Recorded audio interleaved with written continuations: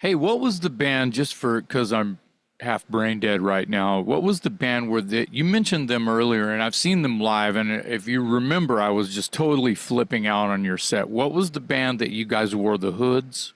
Oh, yeah, the Hangman's Curse. Hangman's Curse. Thank you. I even have a T-shirt. I Yeah, really, really enjoyed that project.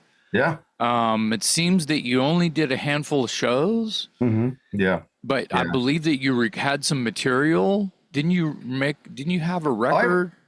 I did have a few demos that I put out with that. Okay. I I kind of seen, I've had that. I mean, that project since 2011, 2012. wow, Um, yeah.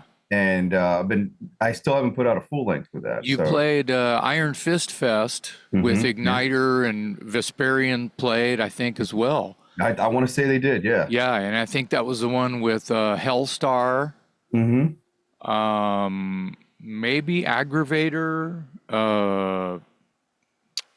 shit.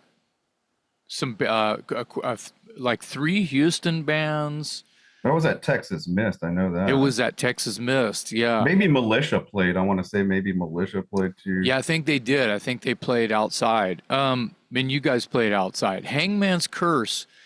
So trying to describe, Mhm. let me see if I can describe that project to Dave. Dave, have you heard of Hangman's Curse? I saw it in Logan's bio, and I saw some photos, so I saw Right. the aesthetic and everything, but I haven't heard the Yeah. music. Is it a three-piece band and you played guitar? Is that right? Plays bass, I I think. was playing bass. I started Okay. off playing guitar. I've had so many different band members join that, Well, and thank God for it's the hoods, right? yeah, yeah. You can replace Um, the it's yeah. It was kind of like my idea to create the first like spaghetti western, metal band, which I think I was successful in doing, and it was way back when, and we started just doing just a handful of shows in the San Marcos area. And but I grew up watching a lot of Italian westerns, and I preferred those over the American ones Oh just yeah. because they're way grittier, and just these random movies like Blind Man and Keoma. And Blind Man had you know uh, Ringo Starr in it, and Keoma, Franco Nero, and some of the music really stuck with me. There was a certain sound, and one of my favorite composers at the time, of course, was Ennio. Hmm. But I really started falling in love with the Bruno Nicolai stuff, and I was like, who's the other guy that does that? Like, that's the stuff. So I kind of was heavily influenced by Bruno Nicolai and this series of movie called Sartana, and some of the Django movies. Sorry, I've lived right by a train, so you'll hear that they've been blowing their horn. That's all right. But talking about country western stuff, and an old train comes by, Yeah, but Yeah. perfect. you Perfect. know, I like I like I mean, close to a lot of like unofficial Django movies. There are like 100, close to 100 of those. And the idea where you have a character that's almost supernatural, that carries a coffin around. Uh, Wow. so that's kind of what I wanted to project, this idea. And since I've been living in Texas my entire life, I thought it would be appropriate. But it was a fun little thing. We got to do some interesting. We played with Hmm.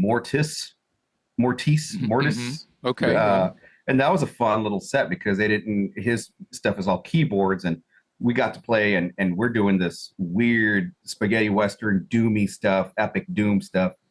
Um, and then who else did we? We did the Iron Fist Fest.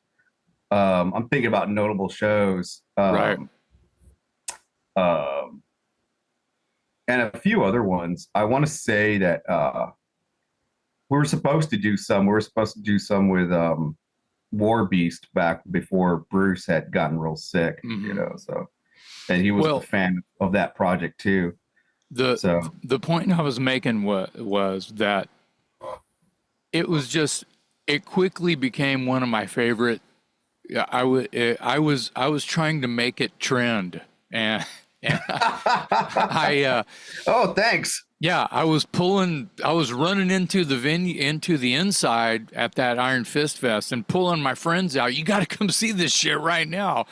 And I pulled Mike from Militia in there, and I had him watching. He was getting off on it too. We watched your entire set Oh, wow. after your first song, and it was the weirdest, coolest shit that I had seen in a long fucking time, because, and you just mentioned it, it was like, okay, you're wearing hoods so you can't see there's no it's lack of human, right? You're alienating yourself on purpose. You are creating this minor chord seated in bluesy country, but it's doom metal and satirical, not really laughable to me. I wasn't laughing. I was probably grinning ear to ear, but it was epic, and it was the strangest shit I had seen, and I've never seen anything remotely close to it as far as the spectacle that it was. Oh, wow. And Okay. guys in cowboy hats and like basically priest robes and hoods playing this doomy spaghetti, clean guitar, spaghetti western, but then going into this like sort of plodding doom shit. What are some of the song titles? What was your content about in Hangman's Curse? Well, there's one called The Trails Without End. There's one called 2 Long Years of Bloodstained Gold. Wow. Another one. That's a movie title. Yeah, well, that's what they are. They're very similar to how a movie would, like those old spaghetti western titles are just, have a good funeral, my friend. That's a spaghetti western title. But one of them was similar to that. I think it was. I kept changing the names. That was my problem. I'm so ADHD at times where I keep changing things and they can never be perfected. But I did have one called "The Past Is a Woman and I Buried Her at Dawn." Wow. And A Stranger Never Lost. Love it. Yeah, there's a few in there that they just have that long epic, spaghetti.